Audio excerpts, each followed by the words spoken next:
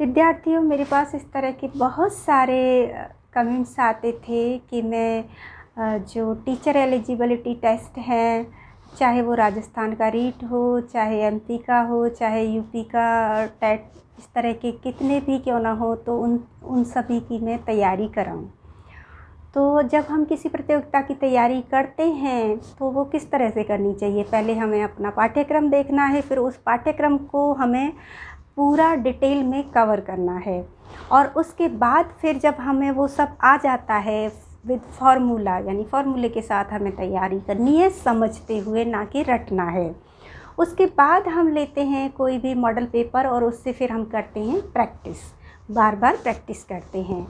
तो मैंने वही किया है, मैंने अभी आपको वो सारा सिलेबस कवर करा दिया है, जिसके आधार पे आप इनकी तैयारी अब कर सकते हैं। और अब मैं कराऊंगी उनका अभ्यास उस तरह से जैसे कि अभी मैंने देखा है, मैंने कई जगहों के, कई स्टेट के, राज्यों के मॉडल पेपर निकलवाए, पाठ्यक्रम निकलवाया, सिलेबस, और मैंने देखा कि सबका सिलेबस एक जैसा है। क्यों ना हो, क्योंकि एक टीचर को इतना तो व्याकरणिक ज्ञान होना चाहिए। तो मैं आपको संस्कृत, क्योंकि ये जो टेट के होते हैं, टीचर की पात्रता, अध्यापक पात्रता योग्यता के जितने भी एग्ज़ाम्स होंगे, परीक्षाएं होंगी, उनमें यूँ तो सारे ही विषय आएंगे, शिक्षण विधियाँ भी आएंगी, शिक्षा मनोविज्ञान भी आएगा, समाज भी आएगा, सब कुछ आएगा, लेकिन साथ ही सारे सब्जेक्ट भी आएंगे, जिसमें 3 भाषाएं आएंगी। भाषाओं में 3 तो आएंगी ही, और फिर अपनी अलग हो जाती है राज्य की या कोई भाषा। तो उसमें पहला जैसे हिंदी है, दूसरा संस्कृत है। संस्कृत का व्याकरण पार्ट मैं आपको कवर करा दूंगी, प्लस साथ ही मैं इसकी शिक्षण विधियाँ भी बता दूंगी जहाँ तक मुझसे संभव होगा। और अभी देखिए जितना सिलेबस मैंने कराया है, और ये सब मैं अब बार बार अभ्यास कराऊंगी। कई सारे वीडियो बनेंगे, आप उनको लगातार देखते जाइएगा, आपको किसी कोचिंग की ज़रूरत नहीं पड़ेगी। उनको भी जो कि फर्स्ट ग्रेड और सेकंड ग्रेड की तैयारी कर रहे हैं, तो first grade, second grade, BA और एमए का भी थोड़ा सा सिलेबस अभी बाकी है। वो है रूप सिद्धि, शब्द रूप, धातु रूप आदि की सिद्धि, समासों की सिद्धि, साथ में हमारी आ जाएंगी छंद, अलंकार, इनको भी हमें अभी बताना है। तो पहले मैं एक बार ये जितना हो गया है उसकी परीक्षा की दृष्टि से प्रश्न किस तरह से आएंगे, कारण बताते हुए कि इसका उत्तर ये होना चाहिए और क्यों है, इस तरह से आपका अभ्यास भी होगा। इस तरह से मैं आपके वीडियो अब बनाऊंगी, तो आप लगातार देखते रहिए और जुड़े रहिए। तो आज मैं बता रही हूँ केवल एक मॉडल पेपर पर कि आपके पेपर किस तरह से आएंगे, आपके प्रश्न किस तरह से आएंगे, और आपको उसका उत्तर किस तरह से देना है। और कल से मैं संभावित प्रश्नों के स्वयं प्रश्न पत्र बनाऊंगी, और स्वयं ही एक एक, जैसे पहले संधि को लूँगी, फिर मैं प्रत्यय को लूँगी, शब्द रूपों को लूँगी, कारक को लूँगी, एक एक को वापस मैं क्लियर करूँगी एग्ज़ाम में किस तरह से आ रहा है, उस तरह से। तो आप लगातार रहिए, जुड़े रहिए, देखते रहिए। विद्यार्थियों, जैसा कि आप सभी जानते हैं कि टीचर एलिजिबिलिटी टेस्ट के जितने भी एग्ज़ाम होते हैं, उनमें सभी सब्जेक्ट के, सभी विषयों के प्रश्नों का समावेश होता है। और भाषाओं के अंतर्गत हिंदी भाषा आ जाती है, संस्कृत आती है, अंग्रेजी और अन्य भाषाएं आती हैं। तो प्रथम भाषा हिंदी और दूसरी संस्कृत है। संस्कृत के सिलेबस को मैं आपको कवर कराने जा रही हूँ। तो प्रश्न इस तरह से आएंगे, ये यूपी टेट का है, और मैं अन्य प्रश्न पत्रों को भी आपको बताऊंगी, अन्य जो राज्यों के हैं। गोधूम शब्द का अर्थ है गेहूँ, क्योंकि दूध दुग्धम नहीं है, ओदनम नहीं है, और ये गधा, ये कोई शब्द ही नहीं, इस तरह से आ रहा है इसका मीनिंग। तो ये गोधूम, वैसे हम इनको निरंतर अभ्यास से या शब्दार्थों को पढ़ने से भी जान सकते हैं। दूसरा है विसर्ग संधि का उदाहरण इनमें से कौन सा है, तो आपको पता होना चाहिए विसर्ग संधि विसर्ग के स्थान पर ही होती है। तो तल्लय, ये तो व्यंजन संधि है, मौषधि ये स्वर संधि है, सन्मित्र अनुनासिक संधि है। तो ये नमस्ते ही है जो कि विसर्ग संधि है, क्योंकि विसर्ग यहाँ 2 पदों को अलग करें, नम पद है और ते जो है वो हमारा सर्वनाम रूप है। तो यहाँ पर विसर्ग के स्थान पर विसर्जनीय से स से विसर्ग का स हो गया है। स्पष्ट संज्ञक वर्णों की संख्या कितनी है, तो 5 नहीं। स्पर्श हमें समझना होगा कि स्पर्श संज्ञा वाले जो वर्ण हैं वो हैं कौन कौन से। तो देखिए, जहाँ हमारी जिह्वा पूरी तरह जब एक स्थान को स्पर्श करती है तो वो स्पर्श वाले हो जाते हैं। तो इनमें मुख्यतः जैसे स्वर हैं वो तो हम स्वतः ही उच्चारित होते हैं, और अन्य जो हैं वो अंतस्थ हैं। तो यहाँ पर जो हमारे 5 वर्ग हैं, क ख ग घ च छ ज झ अ, तो ये क च ट त प, ये 5 जो वर्ग हैं हमारे, जिसमें कि अंत में अनुनासिक वर्ण आता है, तो वो हो जाते हैं 5 मल्टीप्लाई बाई 5। तो इनको 5 गुणा 5 यानी 25 हो जाएंगे। तो ये होगा इसका 25 उत्तर होगा। बालिका इस पद में कौन सा प्रत्यय है? तो मैंने आपको प्रत्यय के अंतर्गत बताया था कि स्त्रीलिंग बालक शब्द से बना है, तो अकारांत शब्दों को स्त्रीलिंग बनाने के लिए हम टाप प्रत्यय का प्रयोग करते हैं। और क्योंकि ये ककारांत है, ककारांत भी है, बालक में अंत में का आ रहा है, तो ककारांत में हमने क्या बताया था, याद हो तो मूषिका का उदाहरण दिया था। उसमें क्या होता है कि अगर अंत में का आ रहा है तो उससे जस्ट पहले का, तुरंत पहले का जो स्वर है, जैसे ल में अ है वो ई में बदल जाता है, तो बालक के स्थान पर ये बालिका हो जाएगा, और टाप का आ शेष रहेगा तो अंत में आ लग जाएगा, तो शब्द बना बालिका। इस तरह से हमें तकनीकी से, टेक्निकल तरीके से हमें ये चीज़ें आनी चाहिए, यानी कि हमें फॉर्मूला समझना चाहिए, जिससे कि हम कभी कोई गलती करें ही नहीं।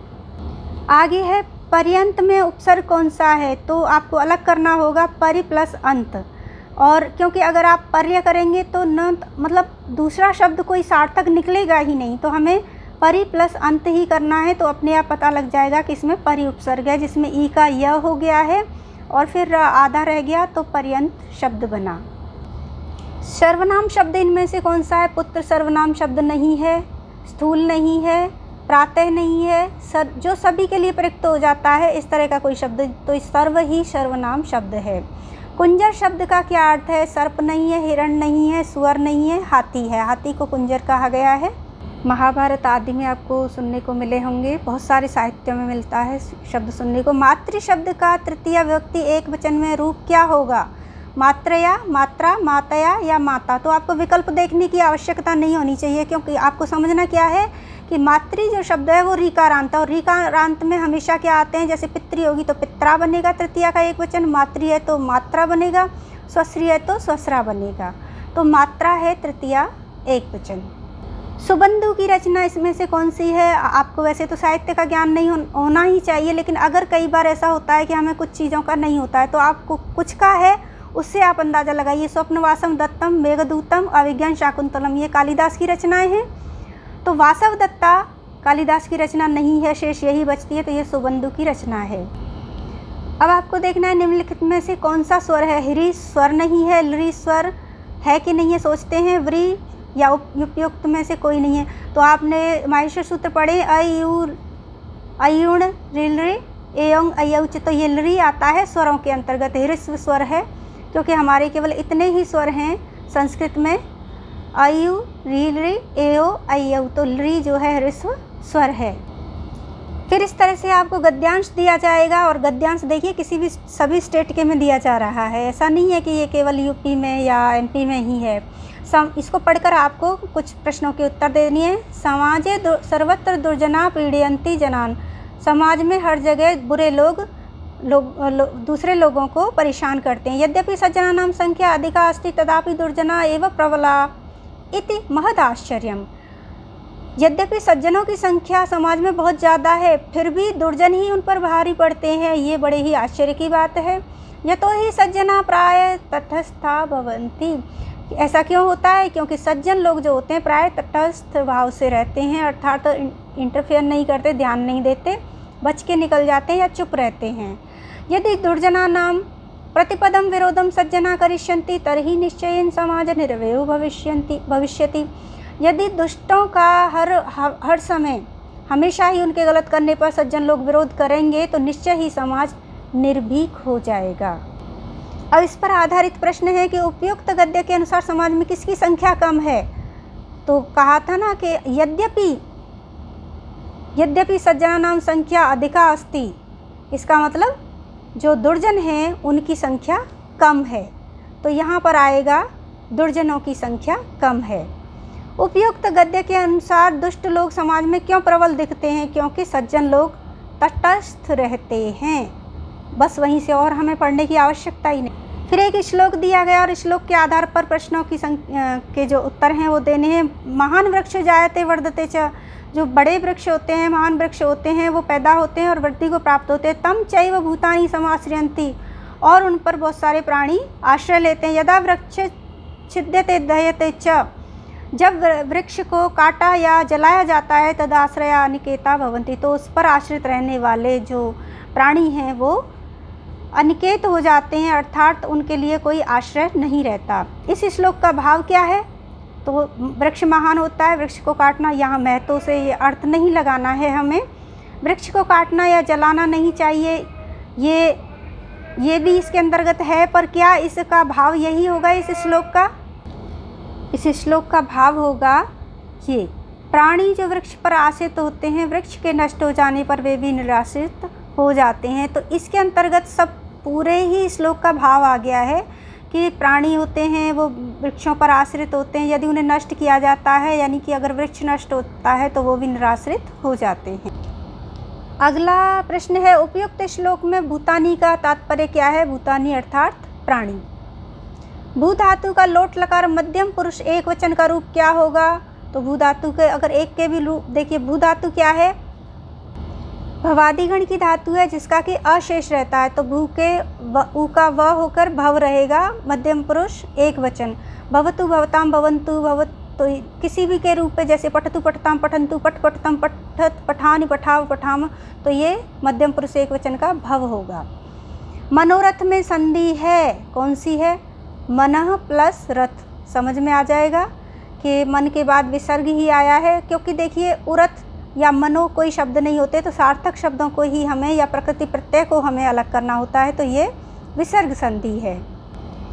नेत्राभ्याम अश्रूणि पतंती में नेत्राभ्याम पद में कौन सी विभक्ति है? जब किसी से कोई चीज़ गिरती है, अलग होती है, दूर होती है, तो उसमें कौन सी होती है? पंचमी। तो हमें पंचमी ही ढूंढनी होगी, ये रही अपादाने पंचमी, जहाँ से कुछ अलग हो रहा है तो उसमें पंचमी होती है। तो नेत्रों से आंसू अलग हो रहे हैं। अशनि शब्द अगर इसका अर्थ लेते हैं हम पत्थर, तो ये नपुंसक लिंग होगा। तथा नृपो अनुगम्यते में वाच्यया नृपो अनुगम्यते कौन सा वाच्य है? इसमें देखिए तया तृतीया जिसमें आ जाती है, नृप उसके द्वारा राजा का अनुसरण किया जाता है, तो ये होगा कर्तृवाच्य नहीं है, क्योंकि अनुगम्यते जो क्रिया है वो कर्ता के अनुसार नहीं है, वो बल्कि कर्म के अनुसार है कि राजा का अनुसरण किया जाता है, या वह राजा का अनुसरण करता है, तब तो ये हो जाता कर्तृवाच्य। लेकिन उसके द्वारा राजा का अनुसरण किया जाता है तो ये हो गया कर्मवाच्य, तो इसको कर्मवाच्य कहेंगे, क्योंकि यहाँ राजा कर्म है। अगर ये नहीं होता तो फिर ये भाववाच्य हो जाता, क्योंकि जब कर्म नहीं होता और क्रिया कर्ता के अनुसार नहीं होती है, स्वतंत्र होती है, तो वो भाववाच्य, कर्म के अनुसार होती है तो कर्मवाच्य, और कर्ता के अनुसार होती है तो वो कर्तृवाच्य होता है। यूपदारु पद में समास है, कौन सा समास है? यानी कि खूंटे के लिए लकड़ी। अव्ययी भाव नहीं है, द्वंद्व नहीं है, क्योंकि दोनों पद समान नहीं है, इस तरह से बहुब्रीहि भी नहीं है, तो ये तत्पुरुष है, क्योंकि इसमें चतुर्थी तत्पुरुष आ रहा है, खूंटे के लिए लकड़ी। नदी शब्द रूप में प्रयुक्त वचन है, कौन सा वचन है? एक वचन है नदी शब्द? नहीं। द्विवचन है? नहीं। बहुवचन है? हाँ। एक वचन और बहुवचन दोनों के अंतर्गत नहीं आता, क्योंकि नदी शब्द आता है द्वितीय विभक्ति का बहुवचन है। अकारांत पुल्लिंग शब्द का उदाहरण है।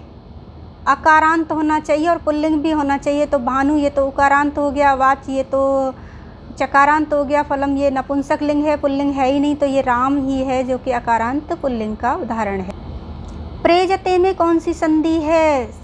बिल्कुल भी कंफ्यूज नहीं होना है, ये गुण संधि नहीं है, क्योंकि ये इसका विग्रह जो है वो प्र उपसर्ग है इसके अंतर्गत, इसलिए प्र प्लस एजते है, और ये पूर्व रूप नहीं है, क्योंकि अ को पीछे वाले पर नहीं किया गया, यानी पूरा पूर्व रूप नहीं किया गया है। और ये वृद्धि संधि भी नहीं है, क्योंकि वृद्धि में तो ऐ और औ आता है। ये पररूप संधि है, जिसमें कि पीछे का जो रूप है, गुण रूप है, उसको ही जैसे उप जमा ओषति और प्र प्लस एजते कर दिया जाता है, तो ए को ऐसे के ऐसे बिना किसी परिवर्तन के यानी कि पररूप पीछे वाले रूप को रखा जाता है, तो वो पररूप संधि होती है। तो इसका उत्तर होगा पररूप संधि।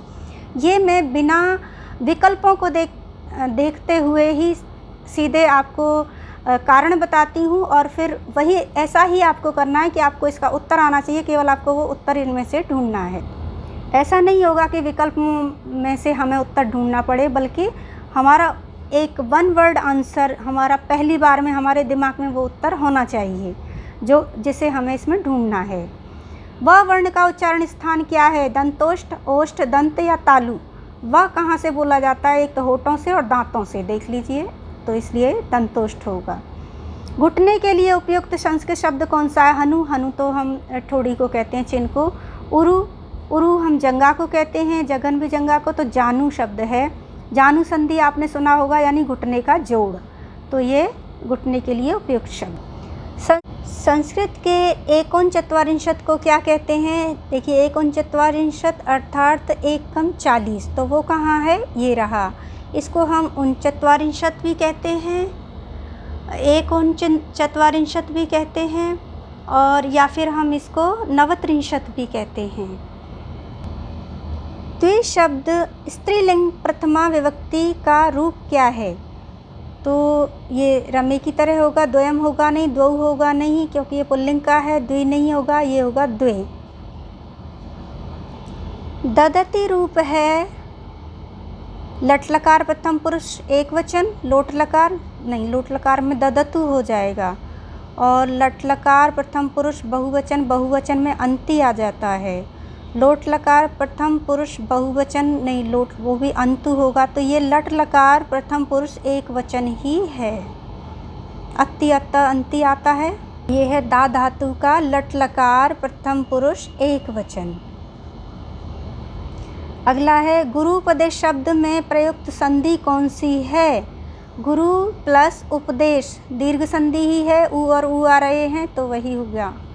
उपसर्ग है, इनमें से कौन सा उपसर्ग है? कुत्र एक अव्यय है, कुत्र कहाँ? यदा, जब, यत्र यानी यहाँ, तो ये परा उपसर्ग है, परा, नी, इस तरह के उपसर्ग होते हैं। ये दूसरा प्रश्न पत्र लिया है मैंने, ये रीट का है। इसमें देखिए, छात्र अध्यापक से पढ़ते हैं, इत्यस्य संस्कृतेन अनुवादम कुरुतो। यहाँ आप ये जो आएंगे प्रश्न वो संस्कृत में ही आएंगे, संस्कृत टू संस्कृत है। तो छात्र अध्यापक से पढ़ते हैं, इसका अनुवाद क्या होगा? छात्रः अध्यापकम पठति, नहीं, अध्यापक को हो जाएगा ये, तो छात्रा अध्यापकेन पठन्ति, अध्यापक के द्वारा पढ़ते हैं, नहीं, ये नहीं होगा, अध्यापक से पढ़ते हैं होना चाहिए, तो ये होगा पंचमी सी। आगे है माता भोजनम पचति, अस्य वाक्यस्य वाच्य परिवर्तनम कुरुत। तो माता, पहली बात तो ये है कि माता भोजन पका रही है, तो वो कर्ता है, तो कर्ता को तृतीया में जाना चाहिए, वहीं से मिल जाएगा, यानी मात्रा कहाँ पर है? मात्रा ये डी पर है बस। और भोजनम जो कर्म है उसमें प्रथमा है। यहाँ हमें बिल्कुल भी विस्मित नहीं होना है, कंफ्यूज नहीं होना है, क्योंकि भोजनम जो है नपुंसक लिंग है, जो प्रथमा और द्वितीया में एक जैसा है, क्योंकि कर्म को प्रथमा में होना चाहिए। पच्यते क्रिया भोजन के अनुसार है, माता के द्वारा भोजन पकाया जाता है।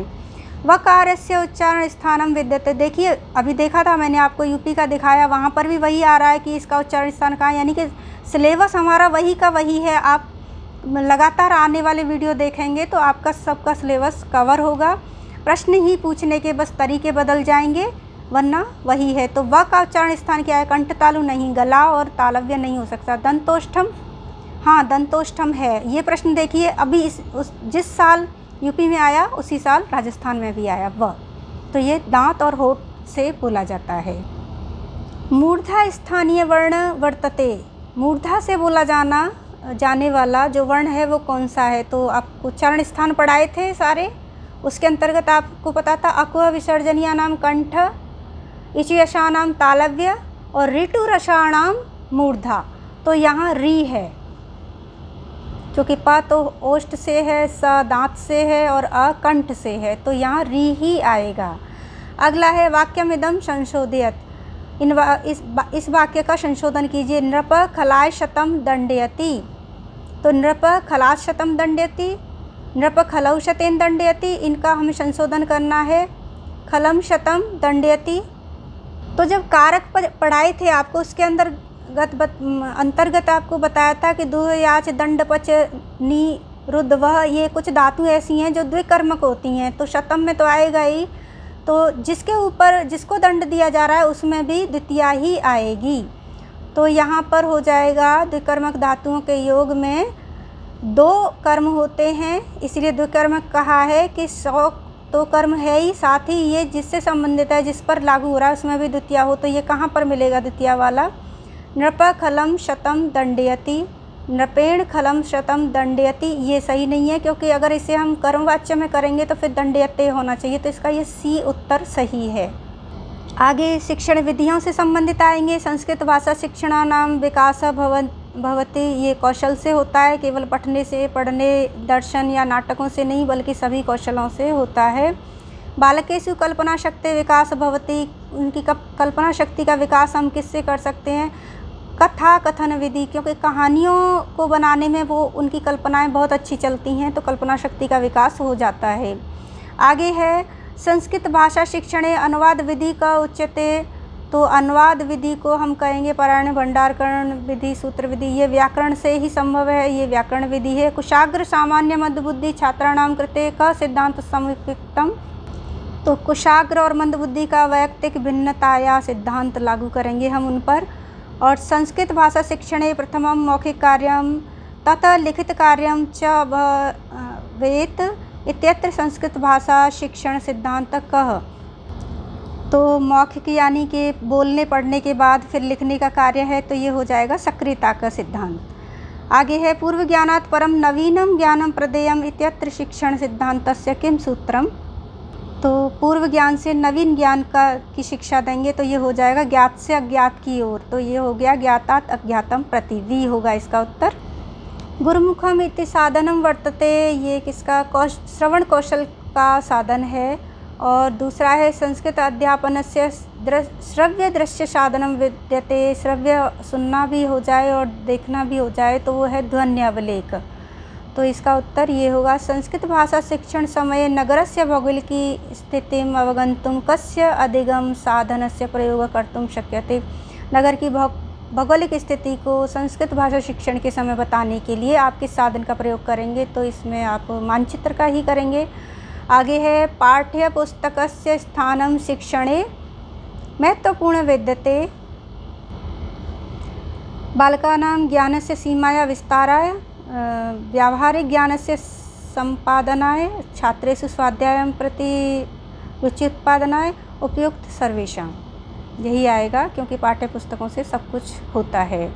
उपयुक्त आगे है शिक्षण विधीनां समीकरणे शिक्षा स्तरस्य उन्नतीकरणे च सहायकं भवति, पाठ्यपुस्तकं मूल्यांकनं गृहकार्यम् अध्यापनम, ये मूल्यांकन है जिससे हम शिक्षण विधियों के समीकरण के आधार पर शिक्षा के स्तर की उन्नति कर सकते।